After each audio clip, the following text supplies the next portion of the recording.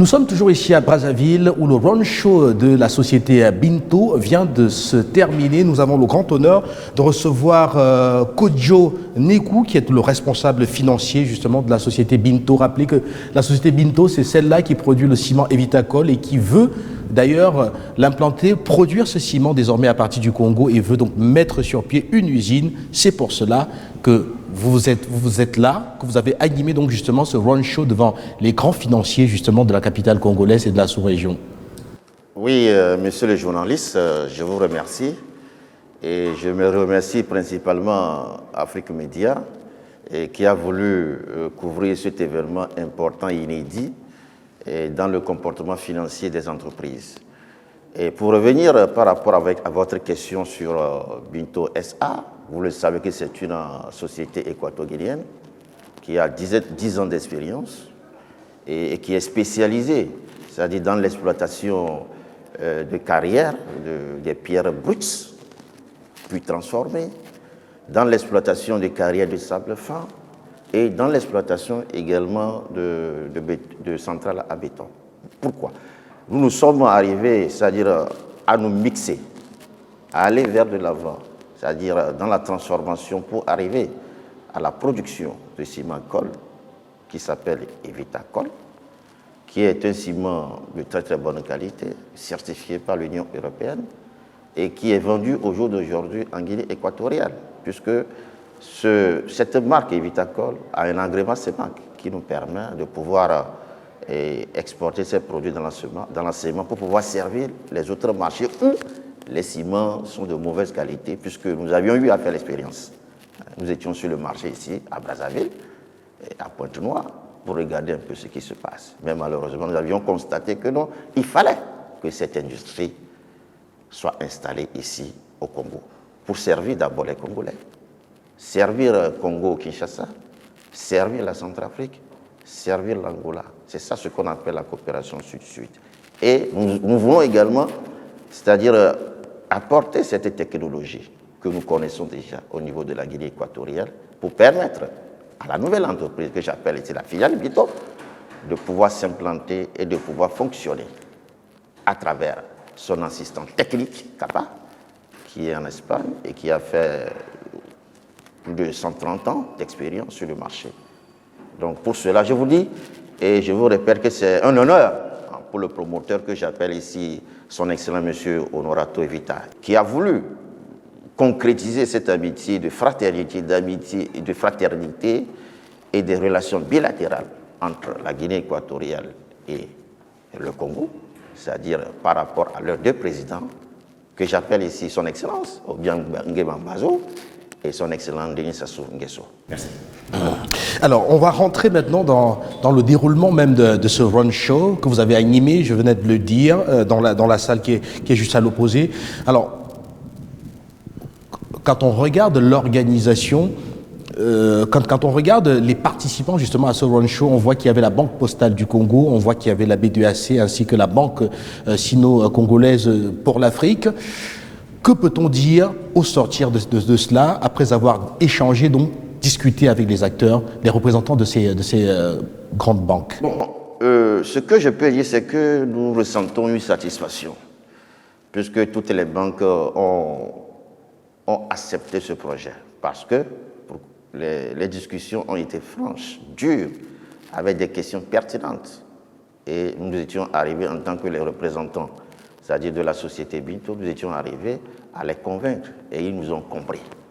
Je crois bel et bien que d'ici 1 mois, 2 mois, nous aurons une réponse satisfaisante pour que finalement le coût de financement que nous avions demandé aux banques, c'est-à-dire les 8 milliards 162 millions pour pouvoir financer ce projet, une partie de 3 milliards pour la BDAC et 2 milliards 840 pour BSK et Banque postale pour le Congo.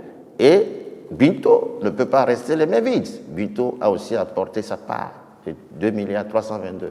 Donc je crois bel et bien que nous aurons une satisfaction d'ici 2022. Au plus tard, en janvier 2022, j'ai le sentiment que ce projet-là va voir le jour ici au Congo. Soyez sûrs.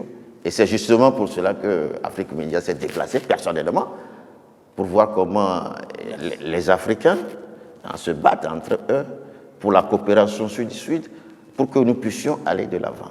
Et je suis très fier de pouvoir représenter Binto aujourd'hui dans le cadre financier et parfois intervenir sur le côté technique. Et merci à tous. Voilà. On va maintenant aborder le côté technique, justement, les caractéristiques de cette usine Binto, de cette cimenterie Binto qui va voir le jour ici à Brazzaville. Alors, on parle d'une production de 160 tonnes par jour, ce qui d'ailleurs est largement supérieur, ce qui a tendance quand même à dépasser les capacités du marché congolais. Non, en fait, notre ambition, ce n'est pas seulement de s'arrêter sur le marché congolais. Si nous sommes arrivés à 160 tonnes par jour, comme la production minimale, c'est que la technologie que nous voulons implanter au niveau de cette industrie, cette technologie-là dépasse largement ce que nous avions fait au niveau de la Guinée équatoriale. Puisque quand je vois la population de la Guinée équatoriale qui tourne autour de 1,5 million, et quand je regarde la population de Congo qui est autour de 5,8 millions, sans compter celle de Congo-Kinshasa à 107, et sans compter la Centrafrique qui est pratiquement dans les 97, et l'Angola qui est autour de 9. Et quand je fais un total global de ce marché, j'arrive pratiquement à environ 240 millions de population. Je crois bel et bien que le promoteur a une vision d'expansion de son entreprise. Raison de plus qu'il fallait toucher du doigt pour que ce produit-là arrive à tous les niveaux, puisque nous en avons besoin. C'est un produit de qualité, de très très bonne qualité, qui a une certification de l'Union européenne et qui a un standard international, puisque nous travaillons avec des partenaires qui sont à l'étranger, comme CAPA, Sotecma et Nesval, qui sont de notre côté. Ça fait des moments que nous sommes avec eux. Donc, monsieur le journaliste de l'Afrique Média, je peux vous assurer que nous sommes en train de mener un combat. Et ce combat, M. Niama, M. Niama l'avait dit dans son interview tout à l'heure, que travaillons l'Afrique pour l'Afrique. Et nous en avons réussi. Je crois qu'il y a des présidents, au jour d'aujourd'hui, qui sont dans cet élan de solidarité africaine. Hein? Sans toutefois ignorer d'autres. Au moins, je suis ici au Congo. Je dois d'abord citer le président congolais, Denis Sassou Nguesso. Je quitte là-bas Malabo puisque je connais bien Guillaume Bazo, qui a toujours voulu que l'Afrique soit solidaire, et compétente et avancée pour pouvoir, c'est-à-dire arriver à se mêler aux autres puissances. C'est ça qui est très important pour l'avenir de la jeunesse. Merci à vous, Monsieur Kodjo. Merci d'avoir marqué cet arrêt sur ce plateau de la télévision panafricaine, justement pour livrer vos premières impressions après avoir donc animé cette table ronde, justement, des financiers de Binto, en parlant de cette société équato-guinéenne qui produit le ciment Col Evitacol, qui est très connu et qui compte bien produire ce ciment désormais à partir du Congo dans une usine aux capacités dopées pour une perspective sous-régionale. Merci à vous, monsieur le journaliste. Merci à Afrique Média. Merci à vous.